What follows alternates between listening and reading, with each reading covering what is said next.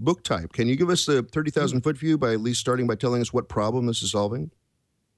Well, there are many content management systems out there, obviously, but Booktype is specialized for making books. So if you think of like a web page and a book page being basically equivalent, the idea is that we have a content management system that's written in Python. It's actually a Django project. Mm-hmm. And we have all the usual things that you would have in a content management system, like, you have users and you have logins and you have social features so you can see who else is logged in with you. But instead of working on producing a website, you're working on producing a book.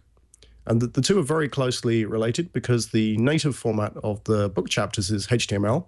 Mm-hmm. But what we do is we try to make it output agnostic. So you might want, output for a website. You might want output for an EPUB, like for a, digital book. You might want PDF to go to a printing press, screen PDF as an attachment on your website, and XML for something like Adobe InDesign. And the idea is that, if you can convert HTML into that, we can potentially support that as an output format. That's an interesting strategy, but as you look at HTML, it's really only a subset of what you'd want in a printed book. Are there ways to add sort of more complex layout things that are coded by single codings so I can type quickly, or am I always stuck with just the HTML elements?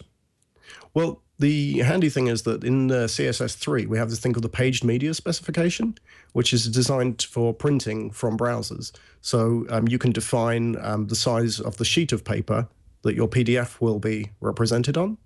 And you can define other things like, for example, printers need crop marks around the edges so that they can align the paper. So we can add those. And so what you get out of the end of the process is a PDF that looks, we hope, as good as anything you would get from a conventional publishing system.